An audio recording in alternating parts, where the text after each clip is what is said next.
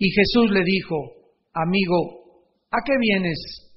Entonces se acercaron y le echaron mano a Jesús y le prendieron. Pero uno de los que estaban con Jesús, extendiendo la mano, sacó su espada e hiriendo a un siervo del sumo sacerdote, le quitó la oreja. Vamos a detener nuestra lectura hasta esta porción y vamos a explicar un poco en 2 minutos el resumen para ubicar a todos los que no han podido acompañarnos en esta serie tan preciosa que se llama El último día de Jesús, y se trata de un estudio exhaustivo.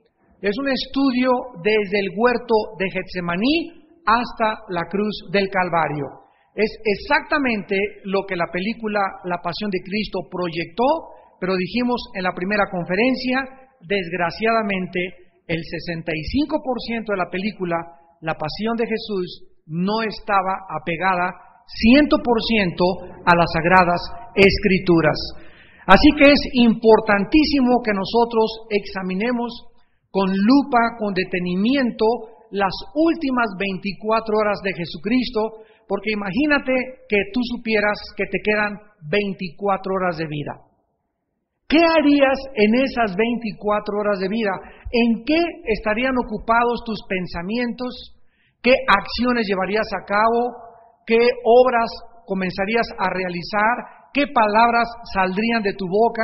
Y todo esto es precisamente el producto de nuestra investigación, poder detenernos detenidamente, porque si Jesús sabía que eran sus últimas 24 horas y que no tenía ni un solo minuto más, como lo hemos estado viendo de una forma detenida, es importantísimo que veamos en qué ocupó Jesús, cómo se llevó a cabo todos estos sucesos de eventos, cómo fue que lo capturaron en Getsemaní, qué hizo en Getsemaní, qué fue lo que sucedió con Judas, que fue nuestra última conferencia, y en esta noche vamos a analizar, más que cualquier cosa, lo que sucedió en el huerto de Getsemaní, en el arresto de Jesucristo. Después del beso de Judas, todas las demás cosas que comenzaron a transcurrir, o todos los demás eventos, se precipitaron de una forma vertiginosa. Mientras Jesús estaba dirigiendo las últimas palabras a Judas, los discípulos veían cómo los soldados se abalanzaban para arrestar a Jesucristo. Ahora, el mero hecho de que uno de los siervos del sumo sacerdote, dice nuestro pasaje en el versículo 21, pero uno de los que estaban con Jesús extendió la mano, sacó su espada e hirió a un siervo del sumo sacerdote y le quitó la oreja. Una vez que Cristo es entregado por Judas, y Judas se acerca a Cristo y le da un beso, porque era la señal a los soldados y a los líderes religiosos que el beso era para identificar al Mesías o al supuesto Mesías. En ese momento, después de que Judas le da el beso, se precipitan los soldados para echársele encima a Jesucristo con los siervos del sumo sacerdote, y tenemos un acto que ha despertado polémica, ha causado sospechas, ha confundido inclusive a cientos de teólogos respecto a esta acción de esta persona que no se menciona, solamente dice uno de los que estaban con Jesús sacó una espada, pero en el Evangelio de Juan nos revela que era el apóstol Pedro. Muy bien, ahora vemos entonces que el mero hecho de que uno de los siervos del sumo sacerdote fue herido por Pedro nos muestra quién estaba realmente acercándose a Jesús, arrestándolo, prendiéndolo, amarrándolo y llevándolo a la cruz. ¿Quién era? El espíritu religioso. ¿Quiénes fueron los que planearon, los que hicieron el complot, los que desarrollaron el contubernio para arrestar a Jesús? No fue Roma, no fueron los soldados, no fue una secta, fue el líder religioso de los tiempos de Jesucristo. Nosotros, hermanos, tenemos que comenzar a profundizar en esto desde el principio de la Biblia hasta el final. Cuando llegamos a Apocalipsis, encontramos en el capítulo 17 de Apocalipsis dos figuras simbólicas. Una es una ramera y la otra es una bestia. Esta mujer ramera es exactamente la antítesis de la novia de Cristo a través de toda la Biblia. Es la cizaña que se siembra junto al trigo. La mujer en Apocalipsis glorificada, Apocalipsis 12, representa el pueblo de Dios a través del cual vino el Mesías. La ramera es esa persona que no es realmente la novia de Cristo, sino la falsificación del cristianismo. Y en todas las iglesias, en esta iglesia, estoy seguro, en este grupo de creyentes, en cualquier grupo de creyentes en el mundo entero, siempre va a haber personas infiltradas en medio del trigo, y esa cizaña es la que se le denomina al final del libro de Apocalipsis la ramera. ¿Quién es una ramera? Es una mujer que se vende. Una mujer que vende su sexo, una mujer que por dinero se va con el mejor postor, una mujer que por convenir a sus intereses va y se va con otra persona. Pero la persona verdaderamente que es fiel es la que se llama la novia de Jesucristo, sin mancha y sin arruga. Ahora bien, es importante que nosotros comencemos a investigar esto porque va a aumentar el espíritu de la ramera y el espíritu de la bestia antes de que el anticristo surja y se una con el poder político. ¿Qué representa la ramera en Apocalipsis 17? Representa a todos los sistemas religiosos falsos. Representa a lo que se conoce actualmente como el movimiento ecuménico, o movimiento también se le conoce como interreligioso, donde se enarbola una bandera. Vamos todos a unirnos como religiones para poder ganar al mundo y traer paz al mundo. Qué bonito se oye, ¿verdad? Se oye altruista, se oye de una forma hasta ciertamente humilde. Sin embargo, es la mentira más grande que pueda esconderse detrás de una verdad. Cuando nosotros venimos a la Biblia nos damos cuenta que Jesucristo fue crucificado porque Él echó luz sobre los movimientos falsos. Y cuando la luz resplandece, las tinieblas tienen que salir. Entonces nos damos cuenta quién fue el que capturó a Cristo, el poder religioso, representado por los líderes religiosos. Pero síganme con cuidado, para que pudieran capturar a Cristo, el poder religioso necesitaba otro poder unificado. ¿Quién era? El poder político, Roma. Entonces, el poder religioso, los líderes religiosos, no podían crucificar a Cristo si el poder político representado en este momento por Poncio Pilato, gobernador de Judea, no les autorizaba poder llevar a la cruz a este hombre. Y aquí nos damos cuenta, en la ramera y en la bestia, en Apocalipsis, que la ramera representa al poder religioso montado sobre la bestia. La bestia es el poder político, el poder religioso es la ramera. O sea que el poder religioso al principio usa al poder político. Una mujer montada sobre una bestia nos habla de un jinete. Y un jinete es el que dirige al animal, el que lleva las riendas. Y sin embargo, después, más adelante en Apocalipsis 17, la bestia se deshace del poder religioso y la quema y la destruye.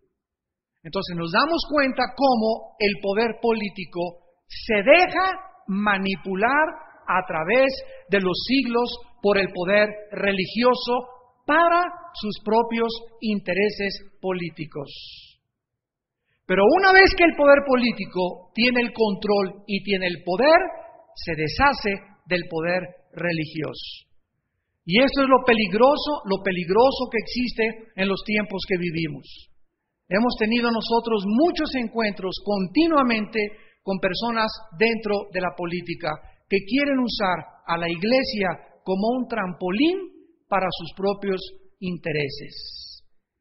Y cuando un líder, cuando un pastor, cuando un hombre de Dios se deja manipular o usar para unirse y poder tener también poder. Hagan de cuenta que hay un político y me dice: Armando, junta gente, predica a favor de este partido o aquello, etcétera, etcétera, y te voy a hacer senador o te voy a hacer diputado, etcétera, etcétera. En el momento en que un hombre de Dios se vende y se deja seducir por obtener ciertos beneficios, en la Biblia se llama prostituir el ministerio. Te has vendido, te has convertido en una ramera. Y esto es exactamente lo que vemos desde los tiempos de Cristo. El poder religioso se une al poder político y entonces crucifican a Cristo. Una vez que el poder religioso obtiene del poder político un favor, el poder político después comienza a perseguir al poder religioso. Así ha sido, así es y así será. Son verdades espirituales donde están escondidos dos espíritus. Se le llama el espíritu de la ramera y el espíritu de la bestia. Y esto, repito, conforme el mundo avanza, lo vamos a ver cada día más cerca de nosotros. Ahora, muy bien, aquí estaban pues los líderes religiosos de la nación, pero detrás de ellos el sumo sacerdote. ¿Quién era el sumo sacerdote en el Antiguo Testamento? Todos los que venían de la tribu de Leví. Y número 2, de la casa de Aarón. Tenían que descender todos de Aarón y forzosamente tenían que ser de la tribu de Leví. Cuando Cristo hace su aparición en el escenario mundial, hace 2000 años, el poder religioso estaba tan corrompido. Era una lucha de intereses donde a ellos lo único que les interesaba era el poder político. Y cuando comenzamos a ver que un movimiento religioso se une a un movimiento político y está continuamente dentro del movimiento político, nos damos cuenta la corrupción del Evangelio de Jesucristo. Entonces, los líderes religiosos en tiempos de Cristo estaban tan depravados y tan corrompidos que el sumo sacerdote era hereditario y pertenecía a una sola familia. Se llamaba la familia de Anás. Anás había sido destituido 20 o 30 años antes de Cristo. Pero como era el último de los abuelos de los sumos sacerdotes, él nombró a Caifás, que era pariente de él también. Y cuando Caifás es nombrado sumo sacerdote, el poder romano reconocía a Anás oficialmente y el pueblo judío reconocía a Caifás como religiosamente. Por eso continuamente encontramos que aparece Anás y Caifás como el sumo sacerdote, y eso confunde a muchas personas por no tener los antecedentes históricos de la familia de Anás. Ahora, es increíble que Pedro haya hecho esto, sacar una espada y aventarse contra uno de los siervos del sumo sacerdote. Y quiero decirles algo, cuando Pedro sacó la espada, él era bueno para echar las redes, pero no era bueno para la espada. Y con tan mala puntería, él se fue a la cabeza. Pero con tan mala puntería, y lo vamos a explicar por la soberanía de Dios, solamente le alcanzó a atinar, y vamos a ver de la que se salvó, de cortarle la oreja al siervo del sumo sacerdote. ¿Saben ustedes lo que hubiera desencadenado esto? Que hubieran salido miles de espadas a relucir de los soldados y se hubiera convertido el huerto de Getsemaní en una carnicería. Y además hubieran tomado como pretexto, ahora sí, una acción de culpabilidad para Jesucristo, para crucificarlo. Porque acuérdense que estaban buscando una ocasión o una excusa para matarlo. Y al haberle cortado Pedro la oreja, discípulo de Jesucristo, a uno de los siervos del sumo sacerdote, era una excusa más que suficiente para que acusaran a Cristo inmediatamente de subversivo. Y eso hubiera podido ocasionar la excusa para poderlo legalmente crucificar. Sin embargo, no sucedió esto. Cristo toma la oreja inmediatamente y se la pone en su lugar. Fue el último milagro de Jesús. El último milagro de Jesús. Pero vamos a profundizar en este evento. ¿Por qué, en primer lugar, Pedro comete este acto por demás imprudente? Número 1, porque en el huerto de Getsemaní no oró cuando Jesús le pidió que orara. Y en Marcos 14:38 Jesús les dijo: orad y velad para que no caigáis, para que no te resbales en la trampa, para que no te vayas al barranco, porque la vida cristiana es la casa del jabonero. El que piensa que está firme, mire que no caiga. El que crea que ya la hizo en la vida cristiana, cuidado, porque puedes dar un derrapón tan grande que vas a llorar y a lamentarte tal vez por muchos años.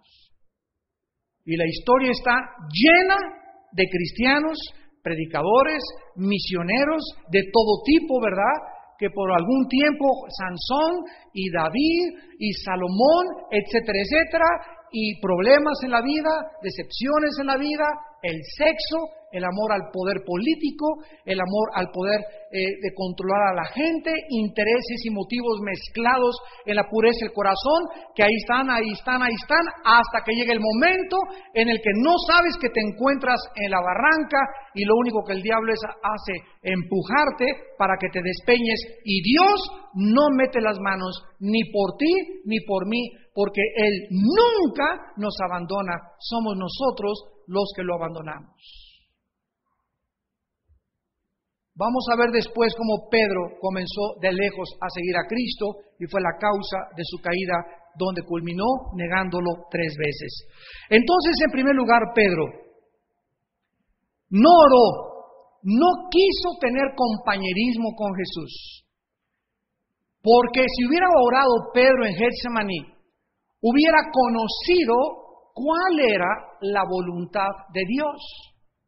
Porque es precisamente en nuestro tiempo de oración, en nuestros tiempos devocionales, cuando nos acercamos al Señor en la palabra, cuando nos acercamos en la mañana temprano en oración a Él, donde Él a nuestro espíritu nos revela a través de la Biblia su voluntad.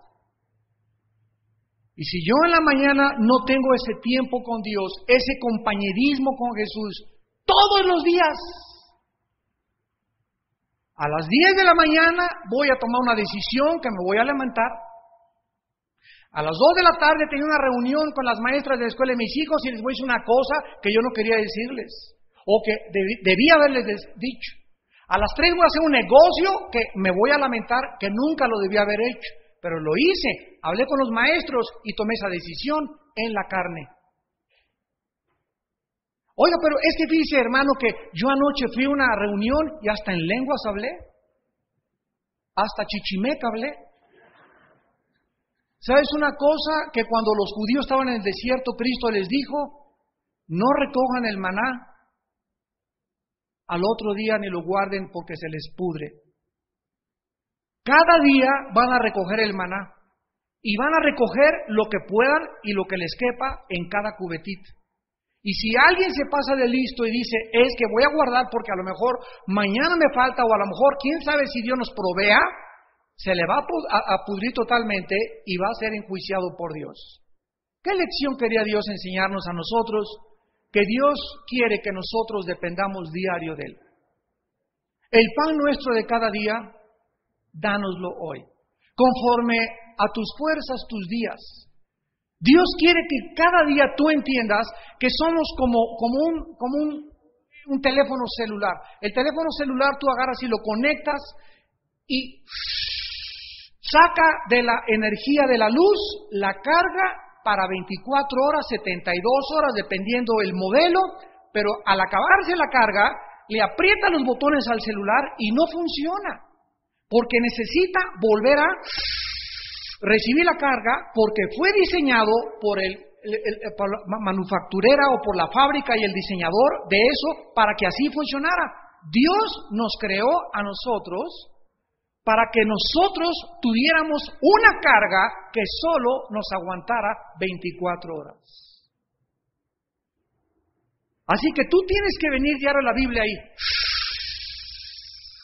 y llenarte del Espíritu del Señor, llenarte de la palabra de Dios, llenarte del conocimiento de su voluntad, para que ese día puedas vivir en sabiduría, actuar con inteligencia, tomar los pasos necesarios que no te lamentes. Pero hay cristianos que hasta 2 o 3 días llevan sin carga y por eso están apriétele botones, y ahí no tengo fuerza para dejar el cigarro, y pasó una muchacha y ya casi me van los ojos, y estoy cayendo en tentación. ¿De dónde viene tu falta de energía y de fuerza para vencer al mundo? De tu falta de contacto con la fuente de energía que es la Biblia. Pedro no quiso pasar la noche más importante con su Señor. Y no tuvo entonces Pedro la capacidad de poder vencer esta imprudencia. Cuando no oramos y velamos, nosotros vamos a hacer lo mismo, vamos a caer en tentación y vamos a actuar imprudentemente. Y ya vas a pasar en el periférico y alguien te va a salir, te vas a bajar y de repente te vas a dar cuenta, pero Dios mío, ¿qué estoy haciendo si yo soy cristiano? Me estoy aquí agarrando a golpes con un taxista. Dios te libre que no pase por ahí alguien, ¿verdad? Y te ve el hermano, ¿ese es el Brody? Sí, ese es. ¿Que no es cristiano? Sí lo es. ¿Y por qué está haciendo ese espectáculo? Porque lo más seguro, ¿verdad?, es que es uno de los días malos que dice Efesios 6, este domingo voy a hablar aquí de la armadura del cristiano. Es uno de los días malos donde dice, tomar la armadura de Dios para que en el día malo puedas resistir.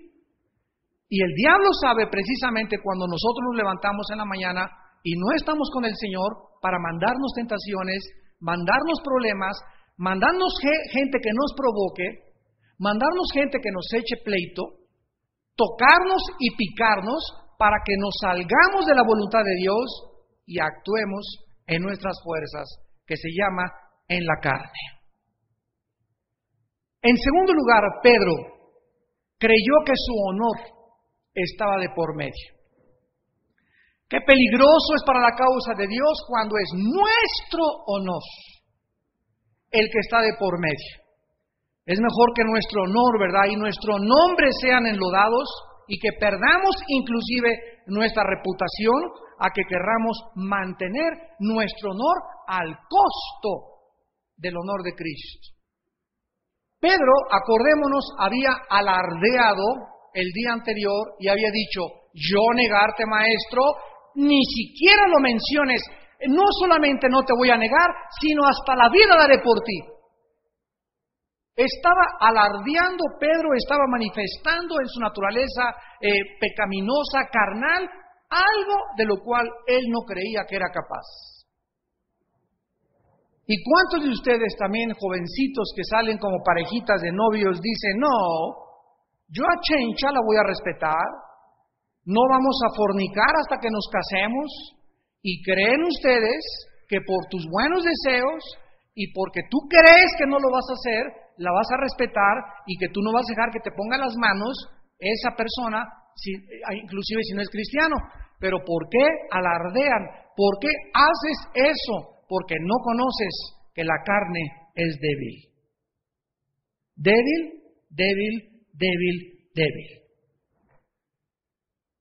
Entonces, cuando comenzamos a creer que nosotros podemos tener fuerza para vencer la tentación y que somos capaces de vencer la tentación y que aunque me haya hecho propuestas, Señor, te prometo no hacer esto, te prometo que no lo voy a hacer, en lugar de venir a cargar las pilas y las baterías en la palabra y en la oración, voy a repetir el error de Pedro, voy a actuar imprudentemente. Y vas a querer decir que estás defendiendo tu honor. Y en tercer lugar, por su falsa valentía. Una falsa valentía. La mayoría de nosotros, nótenlo ustedes a cada instante, todos los días. La mayoría de nosotros nos portamos valientes cuando somos respaldados. Cuando andas con una runfla de 3 o 4 cuates, ¿verdad? Te crees aquí tú el pitirijas, cuijas, chifas. Y si hay otro cuate, ¿qué traes? Y te pones al brinco porque traes respaldo. Te sientes macho porque vas en un coche con 3 o con 4 amigos. Que si tú anduvieras solo y te encontraras con esa persona, serías un cobarde. ¿No es verdad? ¿Por qué hicieron ahora en Guadalajara los desmanes que hicieron la gente en contra de los policías y les aventaban? Porque eran miles atrás de ellos. A ver, póntele a uno como le decían los granaderos, tú y yo nada más, mira. Porque nos sentimos respaldados, somos cobardes por naturaleza. Y por eso Pedro actuó de esa manera. Cuando los soldados llegaron, Pedro dijo, no hombre, ahorita aquí se arma y no necesito más que tirar el primer espadazo. Y Cristo hace un momento vi cómo les dijo a los discípulos, a los que vinieron los soldados, ¿a quién buscan? A Cristo, y les dijo, yo soy, se fueron todos para atrás. No, si mi Señor con la pura voz los tumbó, órale, éntrenle. Oigan, qué susto se llevó Pedro. Saca la espada y el Señor no hace nada. Agarra la oreja y se la pone todavía a este sirviente, el sumo sacerdote, y después Jesucristo pone sus manitas así, como dice Isaías 53, como una oveja, no abrió su boca, no se defendió, y eso confundió y conmovió profundamente a Pedro, y comenzaron de ahí en momento a tener esto. Pero si el Señor apagó los vientos y detuvo la marea en el mar, resucitó a Lázaro, le dio de comer a 5,000 personas, hace unos momentos con su voz tumbó a todos los soldados, y comenzaron los discípulos a preguntarse, y también hay algo muy misterioso, ¿por qué nos dijo que compráramos una espada? ¿Sabían ustedes que Cristo les había ordenado a los discípulos que compraran una espada? Y lo vamos a explicar ahorita. Ahora, si Cristo, repito, no hubiera efectuado esta sanidad y no le hubiera puesto la oreja al siervo, entonces hubieran existido cargos de que acusar a Cristo y a sus discípulos. Ahora bien, vamos a ver el propósito del milagro de Cristo antes de pasar más adelante para irnos despacio. Parece ser que hay mucho más involucrado en esta acción de Cristo. Número 1, en Lucas 22, esto es precioso, maravillosa palabra de Dios. Dice Lucas 22, versículo 35 al 36. Lucas 22, 35 al 36. Y a ellos dijo, cuando os envíe sin bolsa, sin alforja y sin calzado, ¿os faltó algo? Ellos dijeron, nada.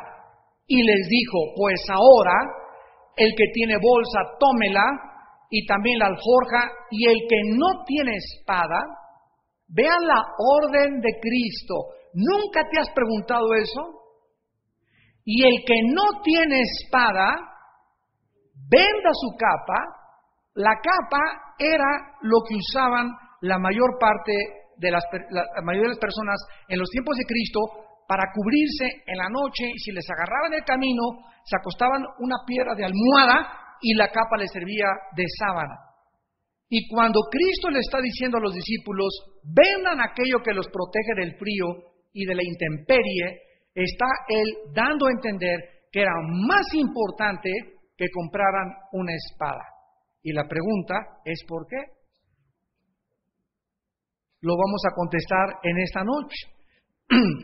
Bien, ahora en segundo lugar vemos que Lucas registra no solamente que Cristo les ordenó que compraran una espada, sino también que cuando ellos le preguntaron en el versículo 49, Lucas 22, viendo los que estaban con él lo que había de acontecer, le dijeron, heriremos espada. O sea, cuando llegaron a arrestarlo, los discípulos se voltearon a Cristo y dijeron, ¿la sacamos? Todos buscaron ¿qué cosa? la voluntad de Dios.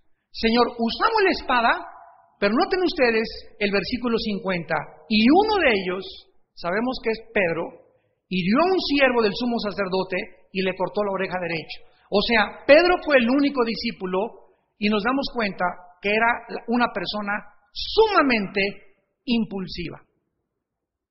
Pedro era locochón, así que y entrale y el otro, y era una persona. Después ya lo vemos cómo murió de cabeza crucificado.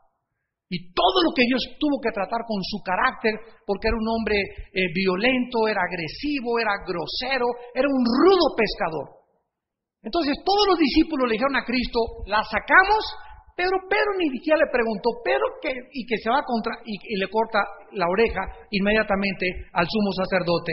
Lucas registra que Pedro no esperó a conocer la voluntad de Dios. Uno de ellos hirió al siervo y le cortó la oreja derecha. Versículo 51. Entonces respondió Jesús, dijo, basta ya, dejad, y tocando su oreja le sanó. Ahora, entonces, si no iban a sacar la espada, aunque Pedro se haya adelantado y fueron más prudentes todos los demás, ¿por qué les ordenó comprar la espada?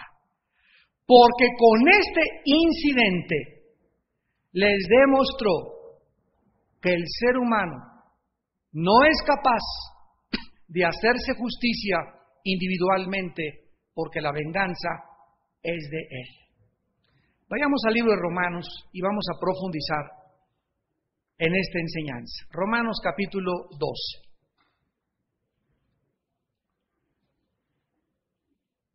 ¿Por qué Dios permite ejércitos que usen armas? ¿Por qué Dios permite guerras e inclusive entrenó, Deuteronomio 20, a su pueblo para pelear en la guerra? Y cuando Cristo vino al mundo, vino bajo el antiguo pacto. Mateo, Lucas, Marcos y Juan son los 4 evangelios y no son el Nuevo Testamento, están bajo el Antiguo Testamento.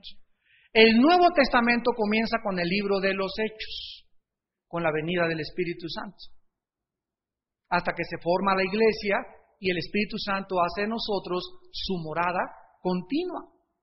Entonces Cristo vivió bajo el antiguo pacto, por eso se bautizó en el bautismo de Juan. Ya de Hechos para arriba, ese bautismo de Juan ya no existía. Cristo todas las cosas que hizo, las hizo bajo las imposiciones, los reglamentos, los ritos, porque Él venía a cumplir toda la justicia del Antiguo Testamento. Era el profeta del Antiguo Testamento que venía a realizar todo lo que Dios le mandó a su pueblo de una manera perfecta. En Romanos 12, versículo 19, dice la Biblia, no os venguéis vosotros mismos, amados míos, sino dejad lugar a la ira de Dios, porque escrito está, mía es la venganza, yo pagaré, dice el Señor. Cuando los discípulos estaban con Cristo y les dijo, compren una espada, era para que ellos trajeran la espada y la usaran bajo las órdenes de su comandante. Y en el momento en que Pedro saca la espada, cuando es una contraorden del comandante, Pedro pudo haber preguntado después, ¿para qué nos mandaste a comprar espadas, Señor, si nos prohibiste esto? Porque Pedro estaba aprendiendo la lección que vamos a aprender todos nosotros. Es como exactamente un policía que se le permite usar una pistola, pero esa pistola no la puede usar. Esa pistola tiene un lugar y es su funda, y esa pistola solo la puede usar y la puede sacar cuando va a disparar y cuando va a usarla a favor de la ley, nunca para tomarse la ley en sus manos. No para ser prepotente, no para amenazar a su primo o a su vecino porque es policía, o una persona porque trae charola va a querer llevarse a una persona sin una orden de arresto ni una orden de ejecución del Ministerio Público. Cuando actuamos nosotros fuera de la ley, aun cuando tengamos de la ley la facultad de usar las armas, nos damos cuenta que el ser humano por naturaleza es prepotente, arbitrario, vengativo, cobarde, porque lo hacen solamente los cobardes. No os venguéis vosotros, amados míos, dejad la ira a Dios, porque Cristo está a mí a la venganza. Así que si tu enemigo tuviera hambre, dale comer, si tuviera sed, dale beber, pues haciendo esto, ascuas de fuego amontonas sobre su cabeza. Y aquí está el secreto: no seas vencido de lo malo, sino vence con el bien el mal. Si Rafael me debe algo y él no quiere hacer nada por pagarme o me hizo un mal y yo estoy buscando la manera de agarrar un palo y darle o meterle una chinche debajo de su almohada o hacerle alguna maldad, en el momento en el que yo trato de actuar contra mi enemigo para tratar de decirle, mira, esto es lo que te mereces, en ese momento a Dios le atamos las manos. Y Dios ya no puede encargarse de mis enemigos porque yo estoy tomando mi justicia en mis propias manos. Entonces dice Dios, hijos míos, yo quiero que ustedes como mi pueblo no se vengan jamás de nadie. Te prometo desde el cielo que si alguien te hace algo malo, es más, dice Dios, yo conozco quiénes están planeando, tú ni sabes, yo sé quiénes están planeando hacerte algo malo, pero ningún arma forjada contra ti prosperará. Isaías 54:17. Ninguna maquinación, ningún plan, yo sé todo lo que alguien te quiere hacer. Y si tú no te defiendes y te hincas y oras y vives en santidad, Dios es escudo a los que le temen. El ángel de Jehová, Salmo 34, acampa alrededor de los que le temen para defenderlos. Yo soy tu escudo, dice el Señor, y pelearé tus batallas. Esas batallas no son tuyas. Las armas de nuestra milicia no son carnales. Ya no peleamos con golpes, ahora peleamos con armas espirituales. Si tu enemigo tiene hambre, dale de comer. Entonces, si yo a Rafael, en lugar de hacerle algo, le digo, te regalo un pay de queso. ¿Saben ustedes qué es lo que pasa? Los chamucos de él, los demonios de tu enemigo, se comienzan como avispero a confundir porque no resisten ser amados. El amor destruye los planes, las maquinaciones de Satanás, porque Satanás es la antítesis del amor. Cuando en Juan 8:44 Cristo le dijo a los fariseos, ustedes son de vuestro padre el diablo y los deseos de vuestro padre queréis hacer, ¿qué dijo Jesús? Él ha sido homicida y mentiroso, o sea, todo deseo de venganza y todo odio viene del diablo. Todo amor viene del Padre. Y si el amor del Padre ha sido derramado en mi vida y yo a mi enemigo no le pago mal con mal, sino que él me avienta un misil y me avienta balas y me avienta golpes y yo lo perdono y oro por él, todo eso que él me está haciendo, dice la Biblia, ascuas de fuego amontonas. ¿Sabe qué significa esto? Que estás precipitando el juicio de tu enemigo. Si tú le haces bien a tu enemigo. ¿Quieres de veras que ya le caiga el techo en la cabeza a tu enemigo? No te vengues. ¿Quieres de veras que esas personas que te persiguen ya no te persigan tanto? Comienza a orar por ellas y bendícelas y perdónalas.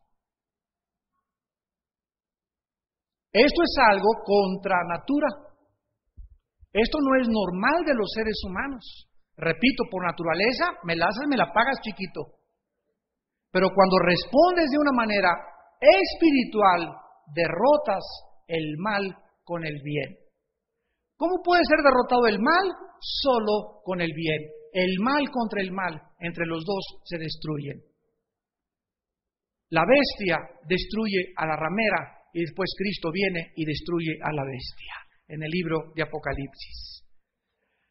Ahora, pero el Señor no solamente en este incidente de la espada está demostrando que está al control de todas las circunstancias y este incidente aún la imprudencia de nosotros. Cuando caminamos con el Señor, Dios la usa para realizar el último milagro antes de su resurrección delante de toda la gente que lo fue a arrestar. ¿Cómo podemos conciliar estas dos verdades? Vámonos más hondo ahora. Por un lado, Cristo les dice, compren una espada, viene el momento de usarla, ya lo explicamos por qué les dijo, no la usen, les dije que la compraran, porque quiero demostrarles hasta dónde llega su control propio, y lo van a ver que uno de ustedes la va a regar, y fue Peter Pan. Pero al mismo tiempo de que este hombre la riega, y está al punto de crear un conflicto, repito, para que hubieran arrestado a todos los discípulos y a todos, y Cristo, no era el plan de Cristo que arrestaran a nadie, porque les dijo, suéltenlos a ellos, llévenme a mí, y así lo respetaron. Sino que además Cristo agarra la oreja y se la pega a esta persona y lo sana. ¿Cómo podemos reconciliar las dos cosas que por un lado hay un pecado y por otro lado formaba parte del plan de Dios? Este es el conflicto que existe entre la predestinación y el libre albedrío humano. Yo recuerdo cuando estudié teología, me enseñaron la predestinación, pero la predestinación que me enseñaron fue un extremo donde me dijeron que Dios ha predestinado a muchos seres humanos para el infierno y a otros para el cielo, y siempre me pregunté, ¿y qué de la responsabilidad humana? En el día del juicio, un ser humano le va a contestar a Dios, Señor, me mandas al infierno porque me escogiste para irme al infierno. ¿Qué opción tuve?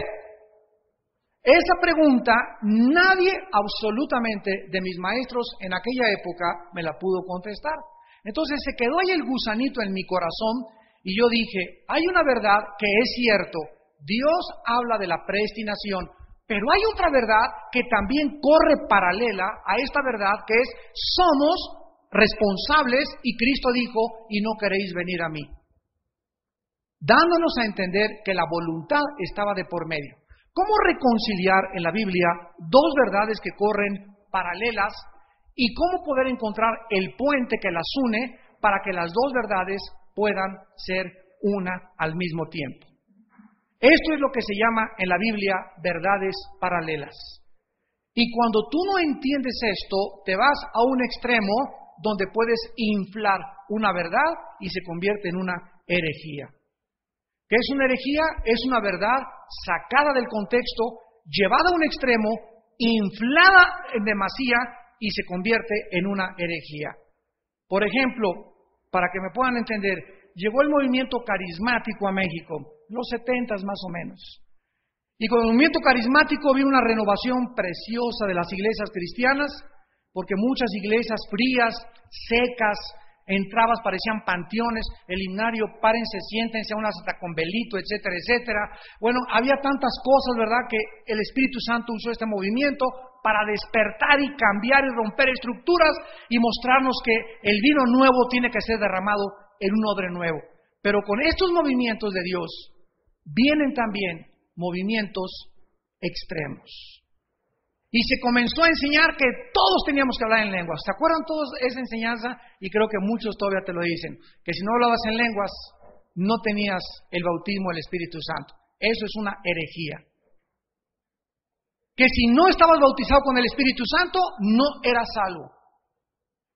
Que si no tenías el bautismo del Espíritu Santo con la evidencia de hablar en lenguas, no eras cristiano y no estabas yendo al Espíritu Santo.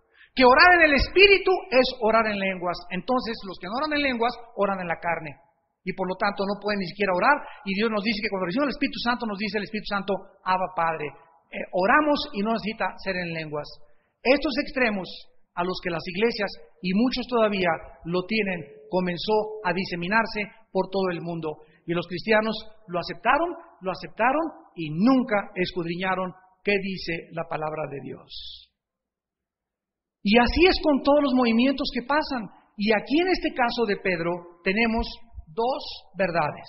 Apúntala.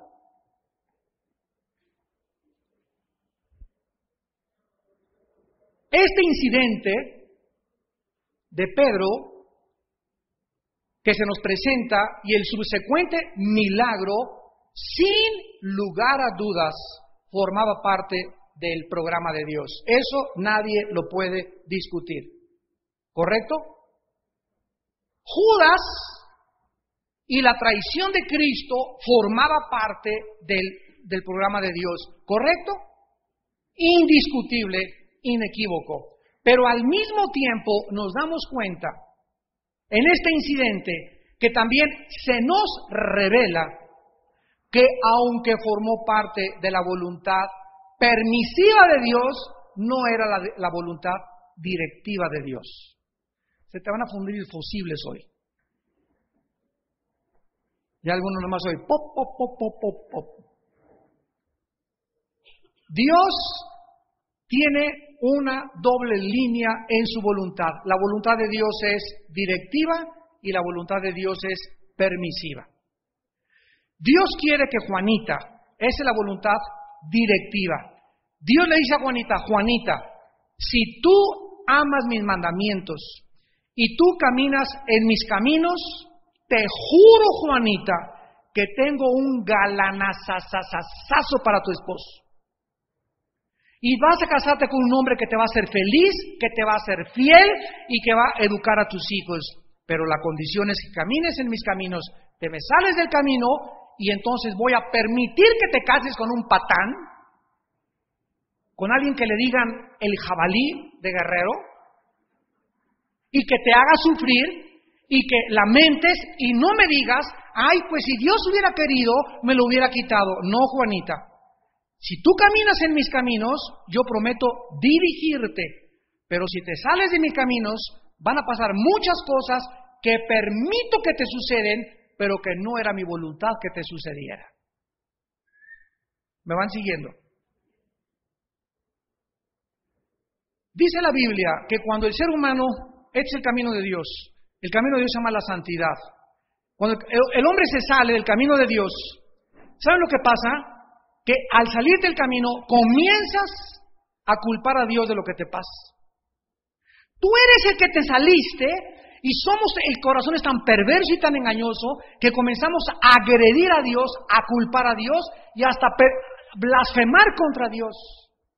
Pues estoy así por esto, y si fuera cristiano estas cosas, ¿y por qué estás así? ¿Por qué estás fuera del camino? ¿Quién se endureció contra él y le fue bien? Dice los Salmos. Y si nosotros no comprendemos con profundidad el carácter y los caminos de Dios, nunca vamos a poder tener paz en nuestro corazón. La voluntad directiva de Dios no era esa para Pedro. Pedro falló, no oró, no se preparó, era imprudente y manifestó una inconsistencia en su voluptuosidad, en la forma, en la imprudencia, en su impulsividad el que tenía, para que aprendiera de esos defectos y Dios lo convirtió para el bien. Y Dios, aunque nos muestra que hay cosas en nuestra vida que nos suceden, que no quería que nos sucedieran, Dios te dice en esta tarde, hijo mío, hija mía, tú te encuentras tal vez ahorita casado con una persona equivocada, o hiciste un negocio, o hiciste algo de lo cual ahorita te estás lamentando. Quiero decirte, hay perdón en la sangre de mi hijo. Número 1, hay perdón en la sangre de Jesucristo. Si tus pecados fueran negros como el carbón, Dios te prometo, dice Dios en esa tarde, limpiarte de esa mancha. Y ya no vengas mañana que, ay, me acuerdo de antier, y el aborto que tuve hace un mes, y cómo forniqué. En el momento en que tú te arrepientes, Dios te perdona y borra tu expediente y no se acuerda Dios, y el que te trae a la memoria esos pecados es el diablo. Y Dios te dice, y ahora, como te arrepentiste y has regresado a mi camino, esas regadas, esa leche que tiraste, el atole que se te cayó allá y acá, lo voy a convertir todo para que se forme parte de tu experiencia, para madurar tu carácter y para enseñarte que es horrible y es una locura alejarte de mi presencia. Ese es el Dios misericordioso y todopoderoso que estamos sirviendo, amados santos de Dios. Y es el Dios que te ofrece en esta tarde sus manos crucificadas, el perdón por tus pecados el regresar a sus caminos si tú te has alejado, porque Él es amplio en perdonarte y grande, grande en la misericordia. Oremos. Padre, te damos gracias por tu palabra, por tu perdón, por tus caminos que no son nuestros caminos y tus pensamientos que no son nuestros pensamientos. Como son más altos los cielos que la tierra, así son tus caminos más altos que los nuestros y tus pensamientos más altos que los nuestros. Gracias, Señor, por enseñarnos la verdad en contraste con la apariencia que el mundo nos trata de mostrar. Gracias por mostrarnos el camino que es tu Hijo Jesucristo, en contraste con los caminos que parecen derechos y conducen a la muerte. Gracias, Padre, por esconder los misterios detrás de cada incidente, de cada milagro, de cada palabra en tu palabra, porque nos has encargado que nosotros encontremos los misterios, guiados por tu Espíritu a través de la oración, la meditación y la ponderación de tu palabra. Nos has dejado esa responsabilidad a nosotros de encontrar las piedras preciosas, de sacar el petróleo que está enterrado y de descubrir el oro que se encuentra en tu palabra. Señor, síguenos vistiendo de humildad, de mansedumbre, vestidos como escogidos de Dios, de entrañable amor entre nosotros, de misericordia y de perdón, soportándonos y perdonándonos unos a otros como Cristo nos amó y nos perdonó desde la cruz. Y recordando que siempre en tu presencia nuestra alma tiene paz. Nuestra alma no podrá encontrar la paz fuera de ti, Señor, porque en tu presencia hay plenitud de gozo y solo en ti podemos descansar, Señor, de tantas cargas de la vida, de tantos problemas, de tantas tribulaciones, y exclamar, Señor, como tu apóstol Pablo: es verdad que estamos rodeados por todos lados, rodeados de problemas, atribulados en todo, mas no angustiados, en apuros, mas no desesperados.